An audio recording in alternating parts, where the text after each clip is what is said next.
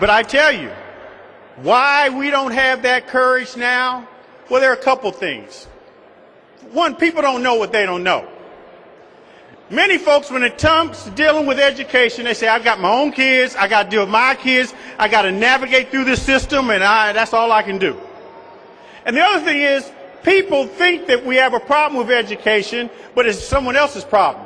They think their kid's school is fine, and if you look at the test scores, they could be in a failing school. And plus, we have, Amos, you know this, folks are nostalgic and sentimental with the ties to the system and the school they went to, and they feel like my grandmama went to that school, and it was a great school, and we all went to that school, and it don't matter if 80% of the kids are failing. See, the reality is we have let these sentimental ties to buildings get in the way of practical support for people, namely children. See, we really don't put kids first.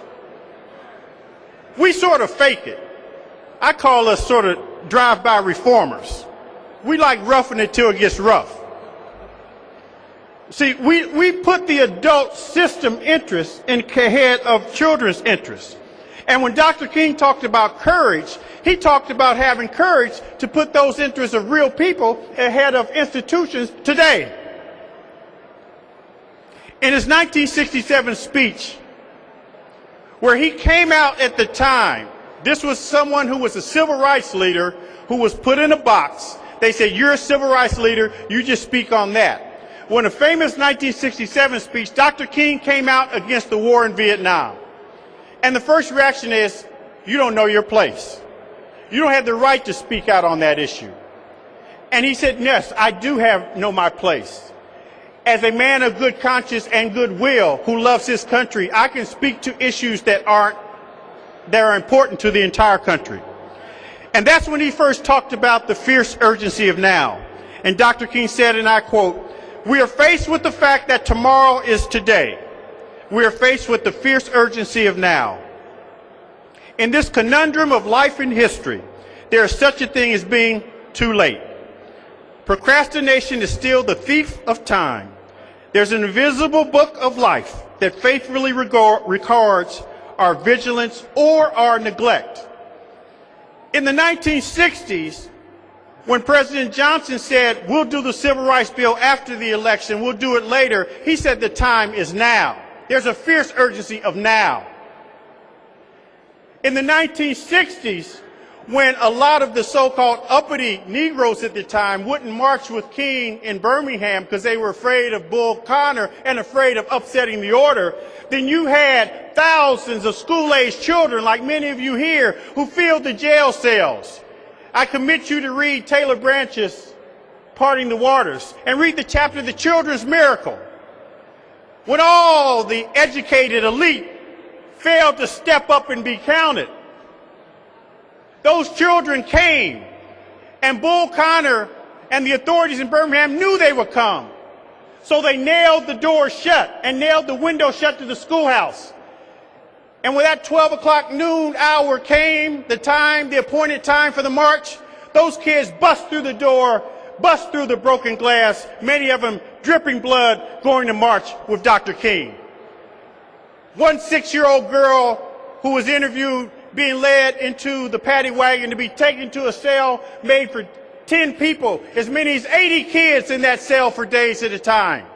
One 6-year-old girl was asked, why'd you cut school to march with Dr. King? And she said, because I want my education, I want my freedom.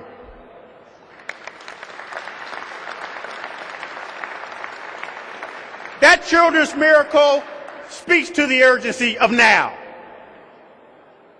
Going back, symbolic of King's memory, the memory of George Washington. Do you know that during the Revolutionary War, George Washington lost 6 of 9 battles with the British? For those of y'all who don't know math, that means he won 3 of 9 battles. He lost twice as many as he won.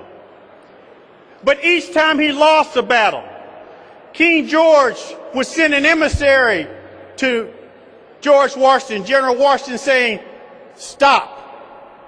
You know why? Because King George got it.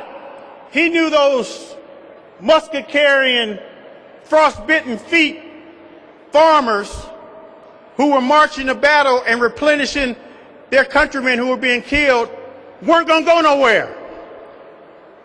King George knew when he was fighting George Washington in that battle for the American Revolution, he was fighting a spirit he couldn't kill. During the Civil Rights Movement, Dr. King was part of a spirit that could not be killed. In all movements for change, that battle cry has meaning. And no war for right has ever been won without a revolution. We need a revolution in education in this country. We need one that emphasizes what Dr. King says, the fierce urgency of now. And you know what? I'm for the 3 to 5 year reform plan du jour. I'm for a new superintendent coming in saying, give me 5 years to fix the system. But you know what? We got to fly that plane while we fix it. And we need to have scholarships for low-income kids who come from challenged backgrounds. We need to have charter schools. We need to have home schools. We need to have virtual schools, magnet schools. By any means necessary, we need to educate all of our babies.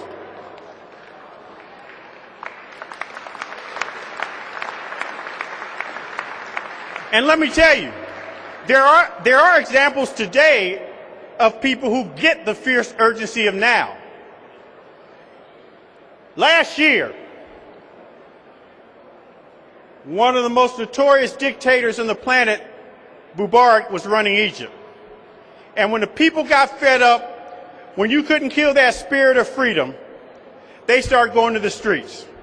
Well, first Mubarak did the political thing. Well, I'm going to appoint a vice president and I'll leave at the end of the year. More people came to the streets. And he said, well, I'm going to leave next month. More people went to the streets. And then finally he said, I better leave tomorrow. And more Egyptians came to the streets to celebrate him leaving.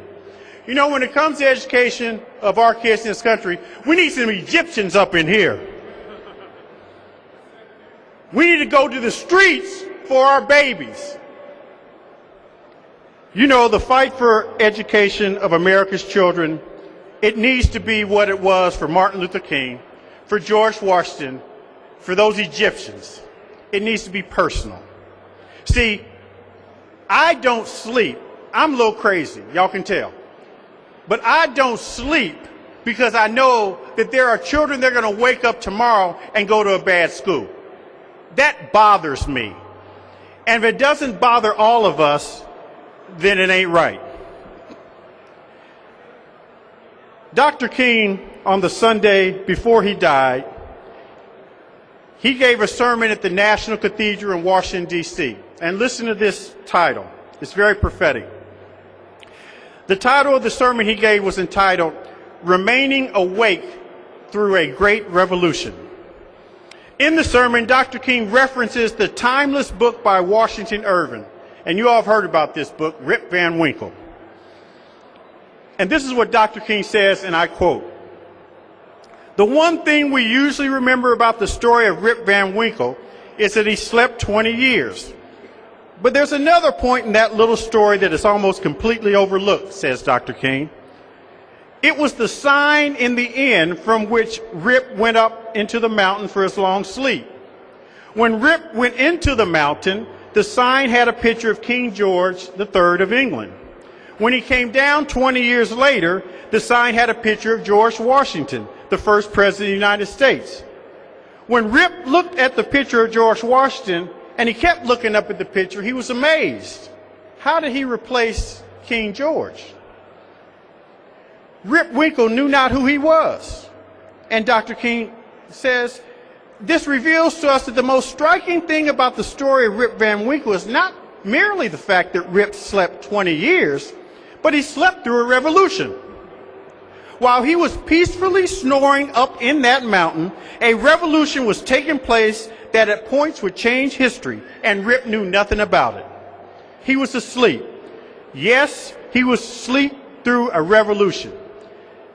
And Dr. King further says, and one of the great liabilities of life is that too many people find themselves living amid a great period of social change, and yet they fail to develop new attitudes and new mental responses that the new situation demands. And yes, they end up sleeping through a revolution.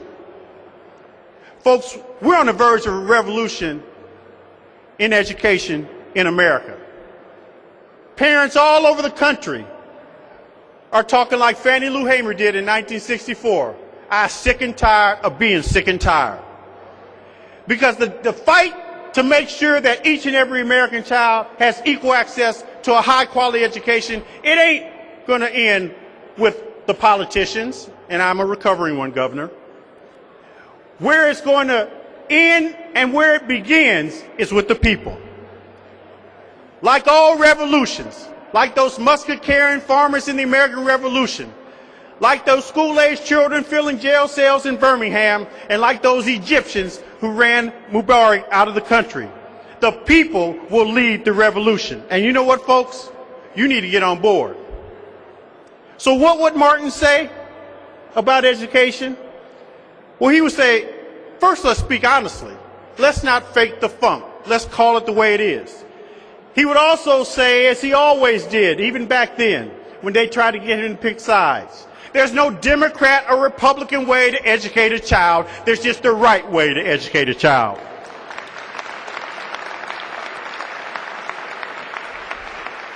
He would also say, let's be practically honest. Let's really put a kid's interest ahead of a system's. And let's have the unwavering courage in challenging the status quo that the education of our children must be on the hearts and minds of everyone. It must be personal. It must be fueled and driven by the fierce urgency of now. And it must be acted on with the revolutionary spirit that led to the existence of this nation. A spirit found in freedom fights that we can look at throughout time. Yes, we need a revolution. Please don't be like Rip Van Winkle. Don't y'all sleep on this revolution. It is in your hands. You can join the revolution, but now we need more than you joining. We need you to be honestly speaking and leading it. Our kids deserve nothing else. Thank y'all very much.